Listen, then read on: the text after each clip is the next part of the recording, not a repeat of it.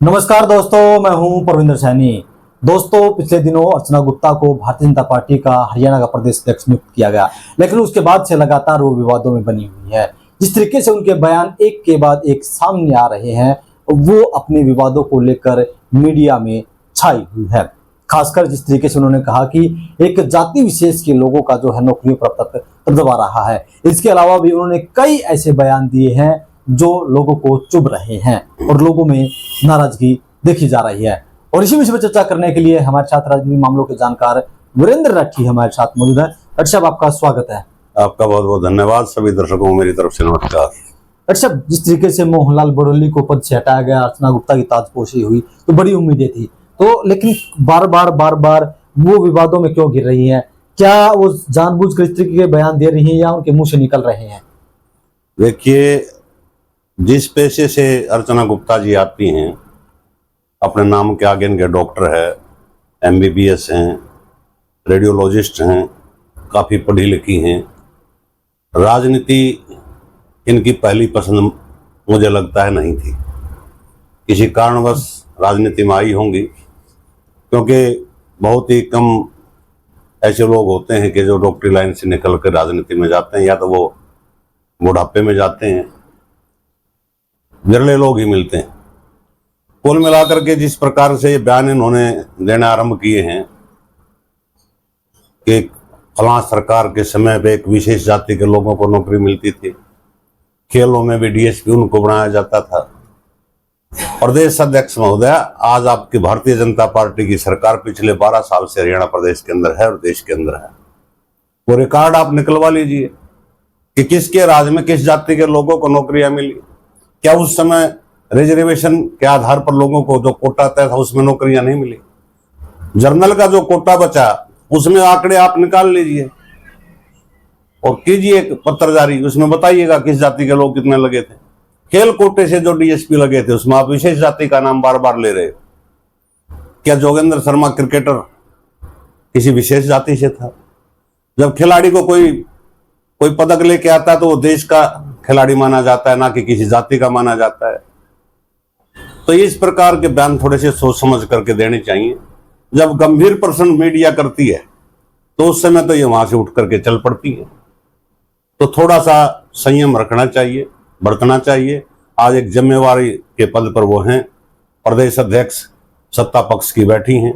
एक बयान उन्होंने कुछ दिन पहले दिया कि जो कॉमनवेल्थ गेम गुजरात के अंदर होने हैं, कि हरियाणा प्रदेश के अंदर वो सुविधाएं नहीं हैं अभी तक। तो ये सुविधाएं कौन करवाएगा? मेडल लाने वाले तो हरियाणा के खिलाड़ी, उसमें तो कोई जाति विशेष का हम जिक्र नहीं करते, ना कोई और व्यक्ति करता। मेडल आते हैं तो हरियाणा प्रदेश के वाहवाही लूटती है सरकार, प्रदेश के मुखिया, भाजपा सरकार के, मेरे प्रदेश से इतने मेडल, और सुविधाएं नहीं है तो वह कमी किसकी है? थोड़ा सा अपनी सरकार का ध्यान इस तरफ भी दिला दीजिएगा। डॉक्टर साहब, जो वो बयान दे रही है आजकल, तो क्या इससे पार्टी की छवि भी खराब हो रही है? निश्चित रूप से। जिस प्रकार से राजकुमार सैनी जिस प्रकार से बयान बहुत पहले दिया करते थे, बीच में कभी रामचंद्र जांगड़ा जी इस प्रकार के बयान देने लग जाते हैं। अब अर्चना गुप्ता जी फिर से आ गई, ऐसे पद पर आ गई कि पार्टी की प्रदेश अध्यक्ष हैं। इन्होंने तो कुछ बदलाव लाना चाहिए। पढ़ी लिखी महिलाएं, तो थोड़ा सा सोच समझ करके संयम से अपनी पार्टी की नीतियों के अंदर बदलाव लाओ। आज नहीं है तो कॉमनवेल्थ गेम तो आगे 4 साल के बाद फिर भी होने हैं। आगे की रूपरेखा हरियाणा प्रदेश के अंदर तैयार करवा दो। एक प्लान किसी दूसरे देश में जाएंगे तो फिर ले आओ प्रदेश के अंदर। बयान तो सकारात्मक तो हो, लेकिन नकारात्मक कि हमारे पास सुविधाएं की कमी है। सुविधाओं की कमी, सुविधाएं कौन पैदा करेगा? सुविधाएं तो सरकारें पैदा करेंगी। सरकार आपके ऊपर भी है, नीचे भी है। जो पैसा वहां लगा रहे हो वो यहां लगा लो भाई। पर सब जिस तरीके से और नेताओं के बयान सामने आ रहे हैं कि वो एक पढ़ी लिखी अनपढ़ है, तो क्या एक प्रश्न चिन्ह लग गया है अर्चना गुप्ता पर?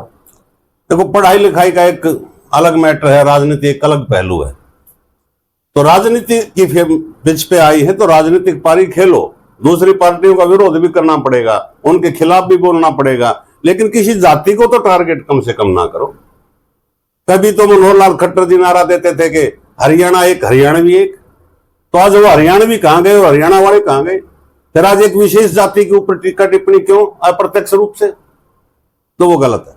जब हरियाणा प्रदेश में छत्तीस बिरादरी का भाईचारा है और सभी लोग मिलजुल कर यहाँ पर रहते हैं, तो क्या फिर से उस भाईचारे को तोड़ने की कोशिश है, ये दरार लाने की कोशिश है उसमें? देखो, इस प्रकार के बयान आते हैं तो दूसरी पार्टी के नेता जो किसी जिस जाति को ये टारगेट कर रहे हैं, उसमें भी तो नौजवान है, गर्म खून तो उस कौम के अंदर भी है।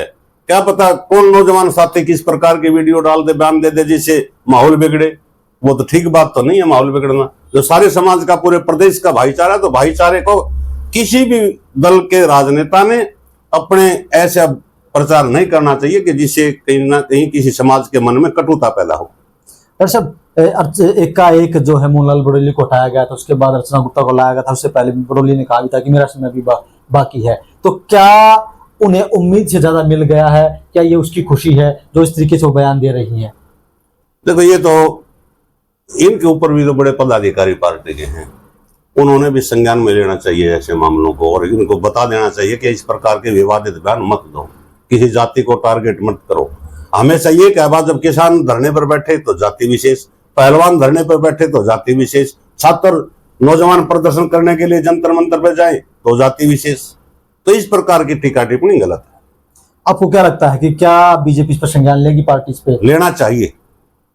मेरा ये मानना है कि पार्टी हाईकमान ने प्रदेशाध्यक्ष को कहना चाहिए कि संतुलित भाषा का प्रयोग करे और किसी जाति विशेष को टारगेट ना करे।